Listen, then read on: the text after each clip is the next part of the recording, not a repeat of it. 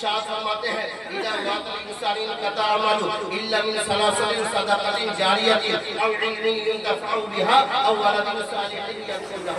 میرے آقا ارشاد فرماتے ہیں کہ جب انسان کا انتقال ملال ہو جاتا ہے تو اس انسان کے دونوں رجسٹر بند کر دیے جاتے ہیں. دونوں رجسٹر بند ہو جاتے ہیں. آپ کو پتا ہے ہر انسان کے ساتھ دو رجسٹر ہوتا ہے, دو کھاتا ہوتا ہے, ایک نیکی لکھنے کے لیے اور ایک بدی لکھنے کے لیے. چاہے وہ انسان نمازی ہو, حاجی ہو, غازی ہو, مجاہد ہو, تب بھی ان کے ساتھ دو فرشتے رہتے ہیں. یا پھر اس کا برعکس یعنی الٹا ہو, وہ انسان اگر بے نمازی ہو, جواری ہو, شرابی ہو, گنہگار ہو, پھر بھی ان کے ساتھ دو فرشتے اور دو رجسٹر ہوا کرتے ہیں جو ان کے نیکیاں اور بدیاں لکھنے پر مقرر ہوتے ہیں. لیکن قربان جاؤ عزیزان ملت اسلامیہ, میرا آقا علیہ السلام نے حدیث پاک کے آخری ٹکڑا میں ارشاد فرمایا کہ اس کے قبر میں اللہ تبارک و تعالیٰ صبح قیامت تک رحمت و نور کی بارش عطا فرماتا ہے. جو رہتی دنیا میں اپنی اولادوں کو نیک بنا کر کے گیا ہوگا, جو اپنا بیٹا کو اچھا بنا کر کے گیا ہوگا. عزیزان ملت اسلامیہ, آپ سوال پیدا کر سکتے ہیں مولانا یہ کیسے ہو سکتا ہے؟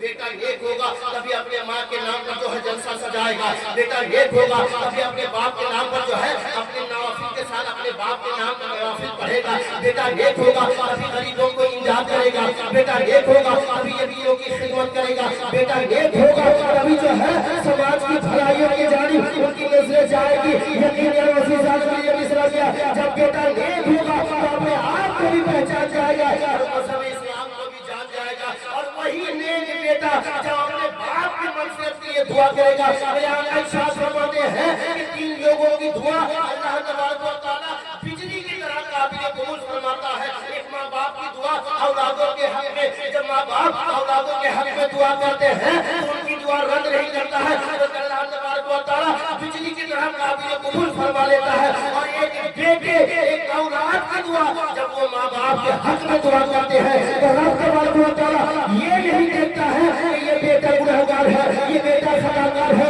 یہ بیٹا سیاہکار ہے. اللہ تبارک و تعالیٰ یہ دیکھتا ہے کہ یہ بیٹا اپنے باپ کے گناہوں کی معافی کے لیے مجھے رحمان و رحیم پکار رہا ہے. جا میں نے اس کے باپ کا ہر چھوٹا بڑا گناہوں کو معاف فرماتے ہوئے جنت میں. اسی لیے اگر ماں باپ گزر گئے ہیں تو کبھی کبھی قبرستان میں حاضری دے کر کے کچھ نہیں آتا ہے, آپ کو کچھ نہیں آتا ہے, لیکن بیٹے ہونے کی حیثیت سے ماں کی قبر پر باپ کی قبر پر حاضری دے اور دعائیں مغفرت کرے. مولا تو جانتا ہے کہ میں کتنا بڑا جاہل انسان ہوں, مورکھ انسان ہوں, لیکن تم میرے باپ کے گناہوں کو معاف فرما, میرے باپ کے خطاؤں کو معاف فرما دے. یقین جانو عزیزان ملت اسلامیہ, رب تبارک و تعالیٰ تمہارے جملوں کو نہ دیکھے گا بلکہ ایک بیٹے کی سچی محبت کو دیکھے گا کہ اپنے باپ کے لیے کتنی محبت ہے, اپنے ماں کے لیے کتنی محبت ہے.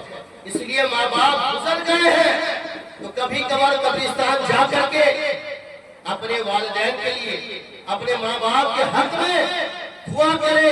تب تک اماموں کے اور علماء کرام کے چکر لگاتے رہو گے, آپ خود سے جائیں اور قبرستان جا کر کے ماں باپ کے حق میں دعا کریں. عزیزان ملت اسلامیہ, اگر والدین حیات میں ہیں تو ماں باپ کی خدمت کر کے جنت کو حاصل کر لیا. ماں باپ کی خدمت کو جنت, ماں باپ کی خدمت کر کے جنت حاصل کر لیا کرو. لیکن آج ہمارا بیٹا جیسے ہی نوجوان ہوتا ہے, ہمارا بیٹا جیسے ہی کمانے لگتا ہے, ہمارے بیٹوں کے نظر میں جوانی کی جیسے ہی رگو ریشے میں جوانی کا خون دوڑتا ہے, بیٹے کا پاکٹ جیسے ہی گرم ہوتا ہے اور ماں باپ بڑھاپے کے عالم میں پہنچاتے ہیں تو ماں کو ماں کہنے میں اسے شرم آتی ہے, باپ کو باپ کہنے میں شرم آتی ہے. یاد رکھنا عزیزان ملت اسلامیہ, اس کی نظروں میں غریبوں کی کوئی اوقات نہیں ہوتی ہے, یتیموں کی کوئی حیثیت نہیں ہوتی ہے, ماں باپ کی کوئی قدر نہیں ہوتی ہے.